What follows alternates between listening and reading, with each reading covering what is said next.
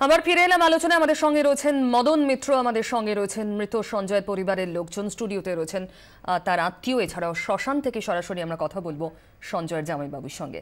তবে সবার আগে, যেমন বিরতিতে যাওয়ার আগে আপনাদের বলেছিলাম যে মদন মিত্র ফোন করলেন, তিনি ধমক দিলেন, তারপর নড়ে চড়ে বসলো। কিন্তু তার আগে কি বক্তব্য ছিল অপোলোর, তফাৎটা দেখুন। আগের বক্তব্য শুনুন আগে। এই লাং ইনজুরি, অ্যাবডোমিনাল ইনজুরি, লিভারটা ফেটে গেছে, এই অবস্থায় প্রচন্ড সিরিয়াস কন্ডিশনের মধ্যে যখন পেশেন্টকে আমরা ট্রিট করি, তখন এর জন্য প্রচুর পরিমাণে অ্যান্টিবায়োটিক, ভেন্টিলেশন থেকে শুরু করে প্রচুর জিনিসপত্রকে আমাদের ব্যবহার করতে হয়। সেই বিল অ্যামাউন্টটা মোটামুটি 7,23,000 টাকা টোটাল বিল হয়েছিল। দলিল বা ওই জাতীয় কাগজপত্রের কথা, এই জাতীয় কোনো ঘটনা এখানে ঘটেনি। ওনারাই বলেছিলেন যে আমাদের কিছু ফিক্সড ডিপোজিট আছে, এটাও আপনারা চাইলে রাখতে পারেন। সেক্ষেত্রে আপনারা কি বলেছিলেন? আমরা বলেছিলাম ঠিক আছে আপনারা রেখে যান, এই কথাটাই আমরা বলেছিলাম। আমরা কিন্তু কোনো জিনিস ওনাদের কাছ থেকে চাইনি, এবং ওনাদের আমরা শুধুই বলেছিলাম যে আপনারা একটা কাগজে লিখে দিন প্রমিসারি নোট, যেটা জেরক্স কপি আমাদের কাছে আছে। এই প্রমিসারি নোটটার মধ্যেও আপনি কোন রকম ফিক্সড ডিপোজিট বা অন্য কোনো রকম কিছু জিনিস পাবেন না ওই কাগজের মধ্যে লেখা। বক্তব্য হচ্ছে হাসপাতালের যে তারা কোনো চাপই দেননি, অথচ বাড়ির লোক বলছেন তারা মরিয়া চেষ্টা করছেন শেষ মুহূর্তে যদি বাঁচানো যায় সঞ্জয়কে। তখন প্রভিডেন্ট ফান্ডের কাগজ পর্যন্ত ওখানে দিয়ে আসতে হচ্ছিল, ফিক্সড ডিপোজিটের কাগজও দিয়ে আসতে হচ্ছিল। মদন মিত্র যখন বললেন তখন কি বললেন হাসপাতাল কর্তৃপক্ষ, কি করে বদলালো সেই চেহারা দেখুন। মানবিকতার খাতিরে উনি যখন বলেছেন আমরা টাকা ফেরত, এটা পুরো টাকা ফেরত দেবেন? নিশ্চয়ই আমরা পুরো টাকা ফেরত দিয়ে দেবো। মানবিকতার খাতিরে আমরা পুরো টাকা, যে অ্যামাউন্টটা অলরেডি ক্যাশে ওনারা পে করেছেন সেটাও আপনারা টোটাল টাকা বলতে যেটা বোঝায় যত টাকা ওনারা পেমেন্ট করেছেন সেই তত টাকাই আমরা ফেরত দিয়ে দেবো, যেহেতু আমরা একজন টপ অফিসিয়ালস এর কাছ থেকে আমরা কিছু ফোন পেয়েছি। আবার চলে যাব মদনদার কাছে। মদনদা, আপনি বললেন তারপর ওরা বলল মানবিকতার খাতিরে পুরো টাকাটাই ফেরত দেওয়া হবে। একটা নির্দিষ্ট কেসে হাসপাতাল একটা ব্যতিক্রমী সিদ্ধান্ত নিল, কিন্তু এটা তো স্বাভাবিক নয়। এটাই তো স্বাভাবিক চেহারা সমস্ত বেসরকারি হাসপাতালের হবে না, তাহলে উপায় কি? দেখো পিউ, এক একটা ছোট ছোট স্পুলিঙ্গই দাবানলের সৃষ্টি করে। আজকে এই যে অ্যাপোলো ম্যানেজমেন্ট একটা মানবিক মুখ দেখাবার চেষ্টা করলো, তাতে আমি এইটুকুনি অন্তত আমার মনে হয়েছে যে এটা অন্তত অন্যান্য নার্সিংহোমের কাছেও একটা বার্তা পৌঁছে দেবে। কারণ তুমি জানো এগুলো সবই বিগত সরকারের থেকে কয়েকটা নার্সিংহোম তাদের নেতাদের, তাদের মন্ত্রীদের ভালো ভালো থাকার জন্যে স্যুটের ব্যবস্থা করা এবং এখানে আনন্দ বিশ্রামের ব্যবস্থা করা। ওরা ভেবেছিল সেই সরকারই চলছে। আসলে মমতা বন্দ্যোপাধ্যায় যে ব্যতিক্রম, উনি যে কোনো অ্যাডভান্টেজ নেন না, উনি যে সবটাই মাটি মানুষের জন্য বলেন, সেইটা বুঝতে পারেনি। তবুও আমি বলবো দেরিতে হলেও যদি বোধোদয় হয়ে থাকে, আমি হাত জোর করে অনুরোধ করছি অ্যাপোলো সহ সমস্ত নার্সিংহোমের কাছে, যদি কেউ টাকা না দিতে পারে দয়া করে আপনারা মুখ্যমন্ত্রীর মিটিংয়ের কথা মনে রেখে দয়া করে একটু উপলব্ধি করুন, একটু চিন্তা করুন। যদি আপনারও পরিবারের কেউ হয় তাদের জন্য এরকম যেরকম ভাববেন আপনারা, অর্থাৎ একটা খালি বলতে চাই, এই ডাক্তারবাবু বা এই হাসপাতালকে আমরা আলাদা সম্মান করি। আমরা কিন্তু কেউ ডাক্তার বলি না, বলি ডাক্তার বাবু। অর্থাৎ আমরা এদের সোশ্যাল রেসপন্সিবিলিটি, এই সামাজিক দায়িত্বের কথাটা আমি মনে করিয়ে দিতে চাইছি, যেটা মুখ্যমন্ত্রী, মাননীয় মুখ্যমন্ত্রী বারবার বলেছেন। মদনদা, আমি ফিরবো আবার আপনার কাছে, তার আগে দ্রুত একবার চলে যাব শ্মশানে, যেখানে রয়েছেন মৃত সঞ্জয়ের আত্মীয় জামাইবাবু। এই মুহূর্তের অবস্থা আমরা বুঝতে পারছি, আপনি রয়েছেন শ্মশানে। আমাদের যদি বলেন সব শেষ, অন্ত্যেষ্টি এর পর।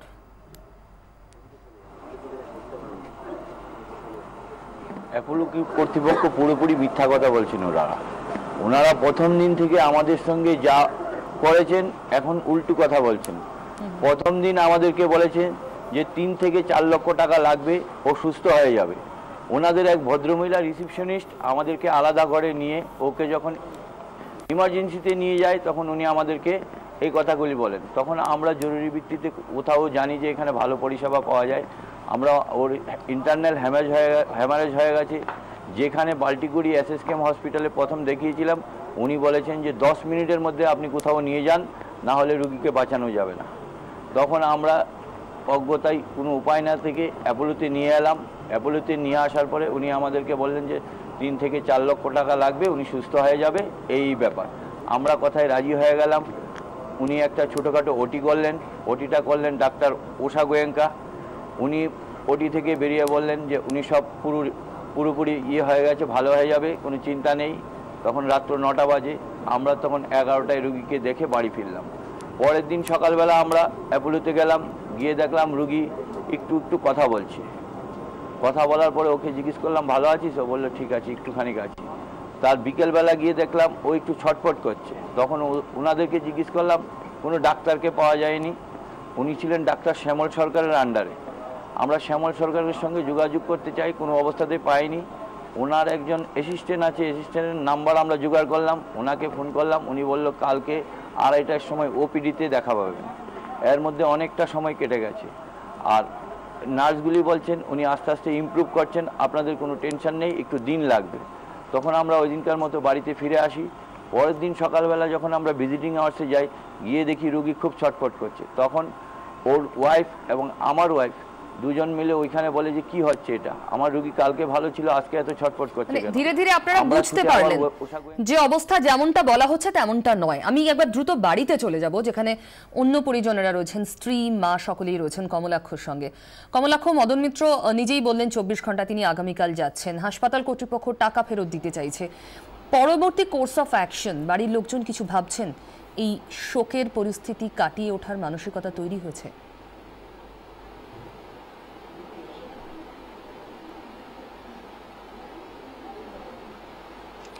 এত তাড়াতাড়ি এই আকস্মিক ঘটনা এই পরিবার কাটিয়ে উঠবে তেমনটা কিন্তু সত্যি বলা যাচ্ছে না, অন্তত এই পরিবেশটা এখন যা হয়ে রয়েছে। সঞ্জয় স্ত্রী আমার সঙ্গে রয়েছেন, এই মুহূর্তে তারা ঠিক কি চাইছেন সেই কথা শুনে নেব। তবে প্রথমেই একটু জানিয়ে রাখি যে টপ অফিসিয়াল অর্থাৎ অ্যাপোলো কর্তৃপক্ষের প্রেস কনফারেন্স অনুযায়ী টপ অফিসিয়ালের ফোন আসার পর তারা সিদ্ধান্ত নিয়েছেন যে এই টাকা অর্থাৎ এই পরিবারের টাকা তারা ফেরত দেবেন, যদিও পরিবার ইতিমধ্যেই জানিয়ে দিয়েছেন যে তারা সেই টাকা নেবেন না। প্রয়োজনে বাকি টাকা তারা ভিক্ষে করে হলেও দেবেন, কিন্তু অ্যাপোলোর টাকা তারা গ্রহণ করবেন না, স্পষ্ট করে জানিয়ে দিয়েছেন। কিন্তু এই টপ অফিসিয়াল অর্থাৎ মদন মিত্র, তার ফোনের আগে এই পরিবারের উপর চাপ কি আদৌ দেওয়া হয়েছিল? হাসপাতাল কর্তৃপক্ষ কি চাপ দিয়েছিলেন, কি হয়েছিল?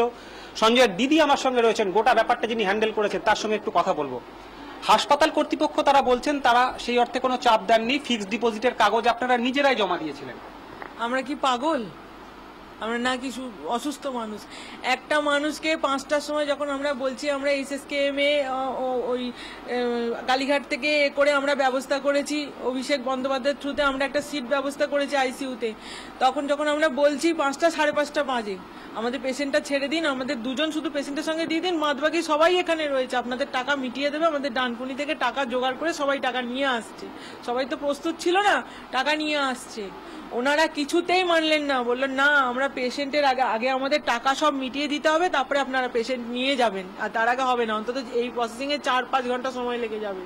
আমি তাহলে তো আমাদের সিটটা বেরিয়ে যাবে হাত থেকে। বলছে না আমাদের ওপর মহল থেকে চাপ আছে। তখন আমি বলছি আপনাদের ওপর মহল থেকে চাপ আছে, ঠিক আছে তাহলে আমি দিদিকে ফোন করছি। বলে যান আপনি দিদি দাদা কার কাছে যাবেন যান, আমাদের কোনো অসুবিধে নেই, আমাদের ওপর মহল থেকে এটাই বলা আছে যে টাকা পরিষ্কার করে তারপরে আপনারা পেশেন্ট নিয়ে যেখানে খুশি যান। এমনকি অ্যাম্বুলেন্স থেকে নামিয়ে অ্যাম্বুলেন্সের ভাড়া পর্যন্ত 4000 টাকা দিয়ে এসছি, ওখানেও টাকা আমাদের জমা। জামাটা পরিয়েছে, জামাটা পর্যন্ত জামার টাকা নিয়েছে, প্লাস আবার জামাটা খুলেও নিয়ে গেছে। এত ছোট লোক, একটা দিন আমাদের সঙ্গে ভালো করে কথা বলেনি একটা ডাক্তার। পরশু দিনকে যখন দিদি ঝামেলা করেছে, তারপর ওই শ্যামল সরকার আমাদের ডেকে বলছে আপনি আমাদের কাছে আসুন, আমার কাছে, এর কাছে গেলে বলে ওর কাছে যাও, ওর কাছে গেলে বলে ওর কাছে যাও। এইভাবে কুকুরের মতন শুধু এই বিল্ডিং থেকে ওই বিল্ডিং, ওই বিল্ডিং থেকে ওই বিল্ডিং এ ঘুরে বেরিয়েছি। একটা নিদারুণ অভিজ্ঞতা নিয়ে এই পরিবার এখনো পর্যন্ত রয়েছে। আমার সঙ্গে সঞ্জয়, ধন্যবাদ। আপাতত আমি আবার ফিরবো তোমার কাছে। টাকা তো বটেই, টাকার চাপ তো বটেই, তার সঙ্গে দুর্ব্যবহারের অভিযোগ রয়েছে বাড়ির।